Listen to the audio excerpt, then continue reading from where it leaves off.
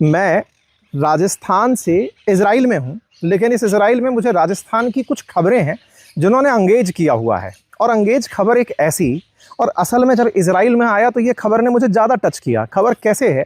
क्योंकि पता चला कि राजस्थान में एक कल ड्रोन उड़ाया गया, और वो ड्रोन इस बात के लिए था कि बारिश कराई जाएगी। बाय द वे, अपने राजस्थान में बारिश के हाल क्या हैं ये तो आपने और हमने इन दिनों काफ़ी देखे हैं। सड़कों का टूटना, सड़कों का बह जाना, डैम्स में पानी आना, हमने नदियों के अंदर पानी की तस्वीरें देखी हैं, अलर्ट्स मोबाइल पर आते देखे हैं। लेकिन इसी बीच में हमें सूचना मिलती है कि राजस्थान सरकार बाकायदा बादलों से पानी बरसाएगी।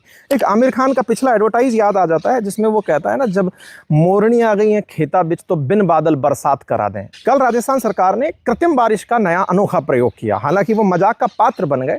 कई कारण से मजाक के पात्र बने। पहला कि मानसून में कृत्रिम बारिश की ज़रूरत क्या है, ऑब्वियस सी बात है। लेकिन फिर राजस्थान सरकार का तर्क था कि भाई साहब, बादल तो मानसून में ही आते हैं, बाकी थोड़ी आते हैं। हाँ, इनको कौन याद दिलाए कि सर्दियों में भी बादल आते हैं, मावट भी आती है। लेकिन कोई बात नहीं साहब, इन्हें प्रयोग जो करना था, और प्रयोग के नाम पर सरकार को देखिए, करना है या नहीं करना है अलग बात है, करते हुए दिखना बड़ी बात है।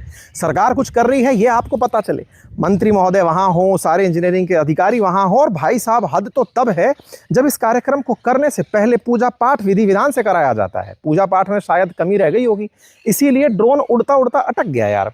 पता चला कि क्लाउड सीडिंग के माध्यम से कृत्रिम बारिश कराने का प्लान किया जा रहा था। अच्छा, ये होता क्या है पहले मैं आप लोगों को समझा देता हूँ थोड़ा बायोलॉजिकल तरीके से, आप ऐसे केमिकल तरीके से समझ लीजिए। सिल्वर आयोडाइड के पार्टिकल्स को ले जाकर बादलों के ऊपर गिरा दिया जाता है। और थोड़ा आसान करते हैं, बादल बारिश कैसे करता है?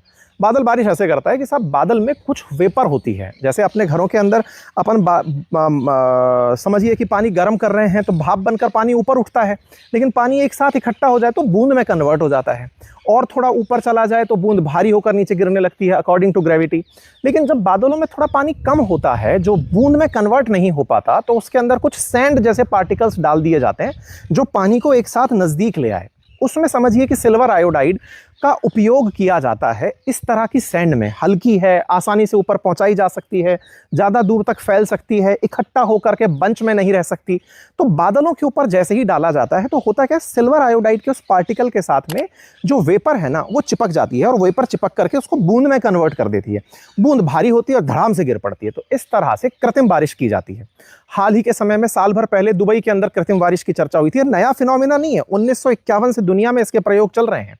भारत के भी विभिन्न क्षेत्रों में कृत्रिम बारिश के प्लान चले हैं। लेकिन ताजा ताजा हो सकता है कोई कंपनी ऐसी आई हो जिसने कहा हो, सर आइए आपके लिए भी मीडिया अटेंशन दिलवाते हैं, कुछ तो लगे कि आप कर रहे हैं। तो बस उस कुछ तो लगे कर रहे हैं टाइप से राजस्थान सरकार ने बुलाया एक कंपनी को, नाम जोड़ दिया कि यूएसए के साथ जुड़ करके कंपनी आई है। असल में कोई बेंगलुरु का स्टार्टअप था, यूएसए के साथ काम कर रहा था। स्टार्टअप फंडेड बाय यूएसए जैसे होते हैं वैसे था। आया और यहाँ आकर के ड्रोन उड़ाया। भाई साहब, ड्रोन देखने के लिए तमाशा इकट्ठा हो गया, क्योंकि हमारे यहाँ तो जेसीबी गड्ढा खोदे तो 100 लोग खड़े हो जाते हैं, ड्रोन उड़ेगा तो सोचिए ना क्या कुछ होगा। इंटरेस्टिंग बात क्या थी, ये हो कहाँ रहा था, और दुखद था ये दुखद था। ये जो मैं आपसे व्यंग में बात कर रहा हूँ, इसके पीछे का बड़ा कारण है साथियों। ये दुखद इसलिए था क्योंकि ये हो रहा था हमारे रामगढ़ बांध में। रामगढ़ बांध, आज के युवा हो सकता है उसके बारे में इतिहास की जानकारी ना रखते हो, मैं आपको हल्का सा याद दिला देता हूँ। रामगढ़ बांध कभी जैसे आज बीसलपुर जयपुर की प्यास बुझाता है, ऐसे रामगढ़ बांध जयपुर की प्यास बुझाया करता था। इस रामगढ़ बांध में 1905 के आसपास इसका जब पूर्ण निर्माण हुआ, 15-20 साल बाद ये लबालब भर करके छलकने भी लगा था। एक टाइम पर ना केवल जयपुर बल्कि दौसा, सवाई माधोपुर, यहाँ तक भी इसके पानी पहुँचने की, नहरों से पानी पहुँचाए जाने की खबरें सुनने को मिलती हैं। जमवा रामगढ़ वाला जो क्षेत्र है, ये तमाम वो ग्रामीण क्षेत्र जो इस पानी से सिंचित हुआ करते थे। लेकिन फिर क्या हुआ, बांध है तो उपजाऊ जमीन है, उपजाऊ जमीन है तो लोग जाकर बसेंगे, लोग जाकर बसेंगे तो कई धन्ना सेठ यहाँ पर फार्म हाउस बनाएंगे, काफ़ी सारे सरकारों के लोग यहाँ पर जाएंगे, सरकारी नेता नगरी के लोग पहुँचेंगे, ब्यूरोक्रेटिक अधिकारी पहुँचेंगे, बड़े बड़े फार्म हाउस बनाएंगे। हुआ क्या, हुआ ये कि रामगढ़ बांध में पानी पहुँचाने के सभी रास्ते हो गए बंद। परिणाम ये निकला कि हमारा रामगढ़ बांध आज फबक फबक कर रो रहा है। सोचिए कि कभी जयपुर की लाइफलाइन होने वाला रामगढ़ बांध आज पानी के लिए तरस रहा है। मजाक तो तब होती है जब उस रामगढ़ बांध में पानी भरने के लिए उस बांध के ऊपर आए हुए जो क्लाउड्स थे उन पर कृत्रिम वर्षा की प्लानिंग होती है। मतलब ये हास्यास्पद है, ये चिंता का विषय है कि हम अब हंसे तो हंसे किस पर, रोएं तो रोएं किस पर। आप विचार कीजिए कि इस डैम के अंदर पानी लाने के जब जो सरकारी प्रयास संभव है, सिंपल सा प्रयास है कि आप अतिक्रमण हटाइए, जिन रास्तों से चलकर पानी आता था, जो एनीकट रास्तों में बना दिए गए, पानी के रास्तों को कैचमेंट में बदल दिया गया, रास्तों में जहां निवास होने लग गया, आप उन अतिक्रमण को हटाइए, पानी स्वतः आ जाएगा। लेकिन सरकार को क्या चाहिए? सरकार को चाहिए कि पूरे देश की मीडिया में छपे कि कृत्रिम बारिश कराने का प्रयास हुआ, राजस्थान उसमें विफल रहा। विफल रहने का मतलब समझ रहे हैं आप? विफल रहने का सिंपल सा अर्थ यह है कि राजस्थान सरकार ने ट्राई तो किया था रामगढ़ बांध को भरने के लिए, बिल्कुल वैसे ही है जैसे हम लोग पूछते हैं समुद्र में पानी कहां से आया। अरे बोले छोड़ो यार, धरती पे बारिश कराने की क्या ही जरूरत है, सीधा समुद्र में ले जाओ बादलों को और बरसा दो। यार ये हास्यास्पद है। बारिश का पानी जब कहीं जमीन पर बरसता है तो वो केवल डैम के लिए नहीं बरसता है, उस जमीन के लिए भी बरसता है जहां बारिश हुई है, वहां से वो परकोलेट होकर जमीन में जाता है, वहां से वो पानी पौधों में काम आता है, सिंचाई में काम आता है, कृषि में काम आता है। बांध में पहुंचा हुआ पानी ही काम का नहीं होता है। लेकिन फिर से हास्य जो पैदा करना था, और हुआ क्या? हास्य पैदा करने में तकनीकी ने भी सरकार का शायद साथ नहीं दिया, कंपनी का शायद साथ नहीं दिया। क्या हुआ? ड्रोन लेकर आए थे जिसमें सिल्वर आयोडाइड भरा था। सिल्वर आयोडाइड लेकर ड्रोन उड़ता है, बादलों तक पहुंचता है, पहुंच नहीं पाता। अरे रुको, पहुंचने से पहले एक और संघर्ष होता है, और वो संघर्ष क्या था कि ड्रोन को देखने उमड़ी जनता ने उसके जीपीएस सिग्नल खो दिए। वो भाई साहब बैठ करके, जैसे शादियों में अपन नहीं देखते हैं कि ड्रोन से लेकर के भाई साहब फोटो उड़ाने के लिए उड़ रहे होते हैं, कुछ वैसा ही कर रहे थे। लेकिन उनका सिग्नल जाम हो गया, जीपीएस लग ही नहीं पाया, ड्रोन फंस गया, उड़ नहीं पाया। परेशान हो गए साहब, परेशान हो गए तो पहले जनता को तितर बितर किया गया, देर शाम तक उस ड्रोन को उड़ाया गया। जब वो ड्रोन उड़ा तो वो बादलों तक पहुंच ही नहीं पाया। भाई साहब उसने कहा कि बादल बहुत ऊंचे चले गए हैं, ये तो 400 मीटर से ऊपर चले गए हैं, यहां तक कौन जाएगा? तो प्रोजेक्ट छोड़ दिया गया। फिर पूछा गया कि यार ड्रोन है कि मजाक है? तो फिर यहां पर याद आता है कि सर हमने परमिशन नहीं ली। किसकी परमिशन नहीं ली?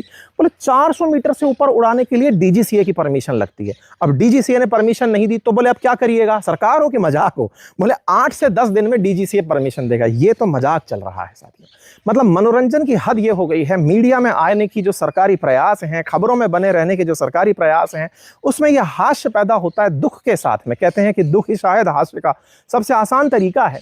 आसान है मतलब विचारणीय तथ्य है कि जिस राजस्थान में बूंद बूंद के लिए हम तरसते हैं, जिस राजस्थान में हम लोग करप्शन से हम लोग परेशान हैं, सरकारी संसाधनों के दुरुपयोग से, वहां पर एक मनोरंजन का तरीका बना करके इसको यूज किया जाता है।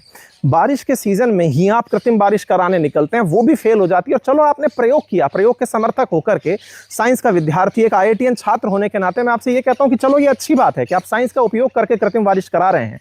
लेकिन विचारणीय तथ्य ये है ना कि परमिशन तो होनी चाहिए थी ना आपके पास। आप किस तैयारी से आए थे? आपके लिए पूरा जमवा रामगढ़ क्षेत्र से लोग इकट्ठे हो गए कि हाँ भाई हाँ इस क्षेत्र में बारिश होगी, हमारे क्षेत्रों का ये डार्क जोन मिटेगा, पानी आएगा। चलो आपकी बात मान लेते हैं, लेकिन आप विचार करिए कि उस पानी के लिए परमिशन लेकर नहीं आए थे यार। अब बादल 10 दिन बाद आएगा क्या, जब आपके पास परमिशन आ जाएगी? बट हाँ, प्रयोग है, राजस्थान के अंदर चल रहे हैं। मैं इजराइल में हूं, और इजराइल में मुझे ये बात इसलिए याद आई साथियों, जिस जगह मैं खड़ा हूं ना, ये डेजर्ट है। और आप मेरे पीछे के दृश्य देखकर संभवतः आइडिया नहीं लगा सकते कि ये डेजर्ट है। मैं अगर आपको टेम्परेचर बताऊं तो इस समय इस जगह का टेम्परेचर 40 डिग्री से ऊपर है। मैं पसीने में बिल्कुल ओतप्रोत होकर के खड़ा हूं आपके सामने। नेगेव डेजर्ट में खड़ा हूं, 65% इजराइल डेजर्ट है। लेकिन यहाँ की कृषि देखते ही बनता है कि काश हम राजस्थान की सरकार वाले या सरकार जो है वो कुछ सीखती, यहाँ से सीख कर जाती कि डेजर्ट में भी लोग रह सकते हैं, डेजर्ट में भी किस तरह की कृषि की जा सकती है, किस तरह से पेड़ पौधों को बड़ा किया जा सकता है।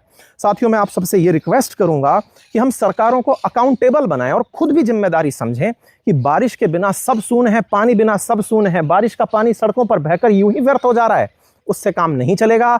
आवश्यकता है उस पानी के सही संरक्षण का। इंतजार ये नहीं करना है कि ये 15 दिन की ही तो बात है, सड़कों पर बहकर चला जाएगा।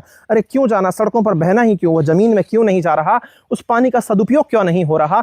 इस क्षेत्र में जहां पानी की बूंदें बिल्कुल नहीं गिरती हैं, लोग सीखने दुनिया भर से इजराइल आते हैं कि एग्रीकल्चर कैसे करें। आप सोचिए क्या जिजीविषा है इजरायली लोगों के अंदर। हम राजस्थानी कम नहीं है साथियों, हम रेगिस्तान से निकलकर पूरी दुनिया में छाने वाले राजस्थानी हैं,